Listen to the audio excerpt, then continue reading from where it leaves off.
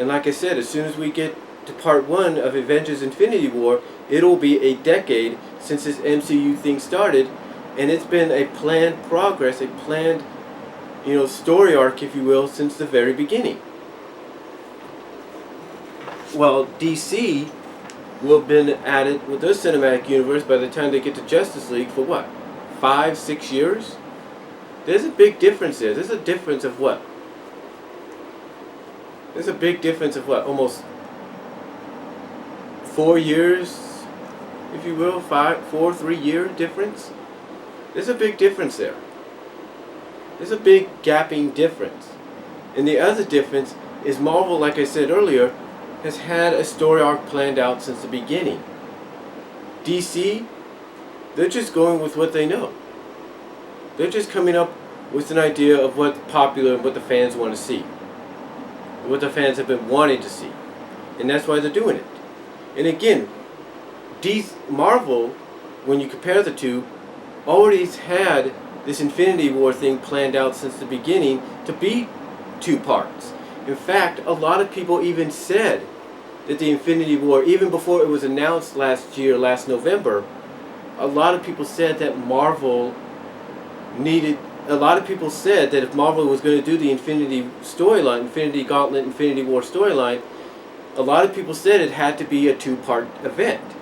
And that's exactly what they're going to get. Even the fans that followed this, the MCU, the Marvel Cinematic Universe, and saw what was being adapted, pretty much knew that the Infinity storyline had to be a 2-part event. They called it before it was officially revealed. Here with DC and Justice League, it's like you need something that's going to fill out those 2 parts, but what? What kind of story arc could you get?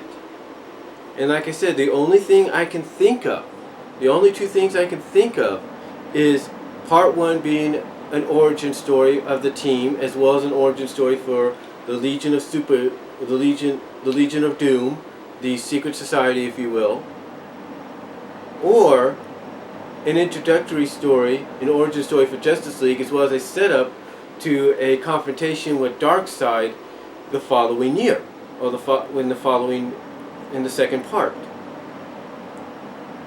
That's the only thing I can think of. That's the only thing I can think of. Like I said, the first part could either be an origin story for Justice League being together as a team first, as well as an origin story for the supervillains coming together as the Secret Society or the Legion of Doom at the same time, and then using part 2 as basically a all-out fight, if you will. Or part 1 could be a setup for the team working together, trying to work together and everything, as well as setting up to a big, massive fight in part 2 against Darkseid. That's all I can think of. Honestly. I mean, if any of you can think of anything different, let me know. Let me know down below. But Avengers, they have things planned out. But Marvel, not Avengers, but Marvel and somewhat Disney, they have things planned out. They have things planned out from day 1. They've done what they had to do to get Spider-Man back in there, because if you read the Infinity storyline, Spider-Man was a big part of that, and I think Spider-Man was the one that defeated Thanos, I believe. Or was one of the beings that helped defeat Thanos. So you needed to have him in there. So they did what they had to do to make that happen. Now the only question is, will they do the same to try to get maybe the X-Men in there, and maybe even the Fantastic Four in there? Will they do the same? Will they make a similar kind of deal with Fox to say, hey, look, we'll give you the same kind of deal we gave Sony. If you let us have our characters back, we'll give you the same deal we gave them. We'll let you have the final say in the movies that you distribute. Whatever. Just let us have our characters back. If they got to do that, and let's not kid ourselves, they got plenty of time to do it. If they can do that, that'll be great. That would be great. But the only question is, will they be able to accomplish that? Here's what I think could happen. Now we're going to go into the Avengers part of things. Anybody that's read the Avengers Infinity the Infinity War storyline knows that you have all of the Marvel characters in there.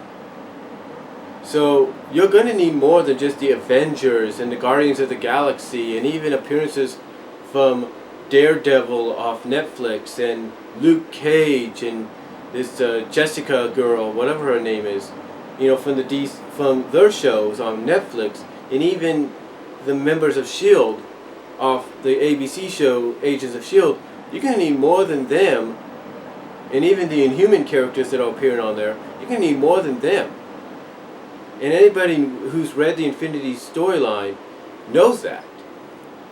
And this is where I think Marvel is going to have to do what they got to do to try to get maybe the X-Men and the Fantastic Four back into the thick of things.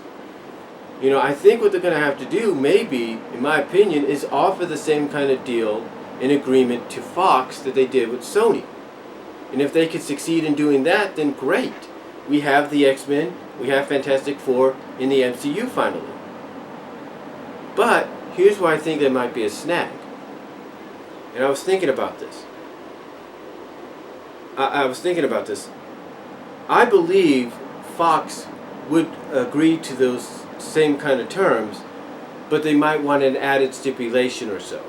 Here's what I mean. Fox would get the final say in the movies they make based on X-Men and Fantastic Four. But I believe Fox, being a little bit more crude than Sony, maybe a bit greedier, who knows, would probably come out and say, yeah, we agree to those terms, but we have some terms of our own. We have some stipulations of our own. And here's where I think that could end up. Well, here's how I think that could go down. My opinion.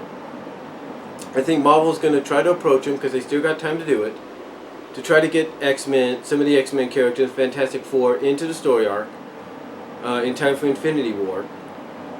But I think what's going to happen is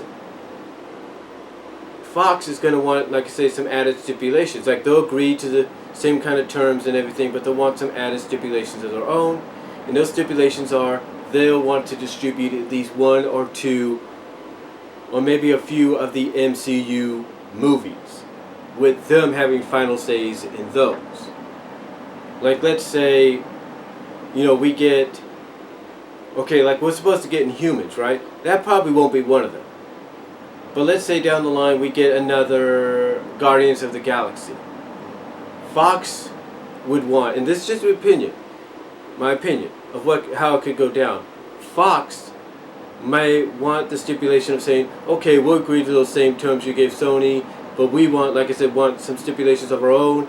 And let's say one of those stipulations is to, like I say, distribute and have the final say in one of the MCU Marvel Cinematic Universe movies. And let's take, for example, Guardians of the Galaxy Volume 3, or Guardians of the Galaxy 3. Fox might say, yeah, we've had the light humor and everything, but let's make this one a little bit less humorous and a little bit more dark, a little bit more gritty, a little bit more dramatic. And that could happen. Same with, let's say we get a Captain Marvel 2. They could say, yeah, we want to distribute Captain Marvel, but we also want to have a final say in the sequel.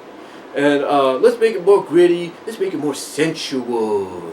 Let's have her be naked. And let's have her, do sexual things, maybe with another woman and stuff like that. Kind of almost give it an R rating, but mostly on that borderline PG-13. They would be able to do that. That's why I think that's the only hinge, that's the only roadblock, I think, that prevents, Marvel from trying to obtain the X-Men and the Fantastic Four and try to bring them into the MCU universe. I'm not saying that Fox, because I'm not saying Fox wouldn't agree to the same stipulations and the same, terms and deal that Marvel gave Sony. I'm not saying that. They would. But knowing how Fox is, and knowing this whole dispute between both sides, Fox would want something in return. And what they would want in return is a final say, not just in their X-Men films and Fantastic Four films, but they want a final say in distributing and having rights. Well, not having rights, but having a final say in one of the MCU movies. That's, I think, the one thing that blocks that from happening. But hopefully something can be worked out before we get to Infinity War, and we can have all the characters in there. Hopefully. But again, that's just my opinion on it. And again, like I said, Avengers Infinity War Part 1 and 2, the way I think it's going to go down is probably exactly how Joe said it was going to go down. Maybe not. I think Part 1 is going to be more of that big setup to where he's going to go and gather all the Infinity Stones. It's going to be that big setup for Thanos. That's going to be like the Thanos portion of the two-parter. He's going to grab all the Infinity Stones and He's going to cause massive arrays of destruction and chaos. And then the way Part 1, in my opinion, is going to end is he's going to have all the Infinity Stones in his gauntlet. And that's where Part 2 is going to be set up, because that's where the war is going to begin. That's how I see it, in my opinion. I could be wrong, but I think that's how it might work. They might set it up even before then. They might have him gathering the stones slowly but surely throughout some of the other Phase 3 films. But I see mostly Part 1 being a setup to not only him getting the Infinity Stones, but several heroes maybe trying their best to stop him and failing, until finally they all realize they got to get together and basically stop him from doing what he's going to do. I mean, it's going to be basically, like I said, it's going to be a Thanos, Part 1 is going to be a Thanos themed or Thanos centric portion, mostly portioned of the two-parters. It's going to be mostly Thanos centered, but it's also going to focus on the Avengers and the Guardians coming together finally as well, and that's what's going to lead us into, like I say, Part 2, because, like I say, Part 1 is going to be a setup for how the Guardians and the Avengers meet. Maybe they're going to have a fight, but it's also going to be a setup of how Thanos finally obtains all 7 Infinity Gems, all 7 Infinity Stones, despite whether he does it throughout all the other Phase 3 movies. I think Part 1 is going to be the setup of how he gets them all together, puts them in the glove, and that's going to lead us into Part 2. And then the crossover, the meeting of the Guardians and the Avengers, that's going to happen as well. And that's also after they've had the little scuffle and everything, and come to a realization that they do have a common enemy in Thanos. That's what's going to lead us as well into Part 2. I mean, I could see the ending probably, in my opinion, being the Avengers and the Guardians going directly to what Thanos is, or Thanos showing up on Earth or whatever, and the Guardians and the Avengers, or wherever they meet up with Thanos, and that's how Part 1's going to end. It's going to be like they're going to show up, finally, come face to face with Thanos, but they're going to be too late, because he's already going to have the Infinity Gems, and he's going to have the gauntlet on. He's going to have the Infinity Gems, stones, if you will, in the gauntlet. And again, that's how Part 1's going to probably end, and that's what's going to lead us, again, like I said, into Part 2. So, again, to me, in my opinion, Part 1's going to be more of a setup of how he gets the gems, the stones, how the Avengers, the Guardians, Spider-Man, and whoever else, Daredevil, how all the heroes come together, maybe have a bit of a scuffle, but then come to the realization they do have a common enemy in Thanos, and how they realize they got to work together to stop him and what he's going to do. And in my opinion, the first part, in my opinion, is probably going to end with them finally meeting up with Thanos, but seeing that they're too late, and seeing as though they're too late, and he's putting on the Infinity Gauntlet that's now full, that now has all the gems inside of it. So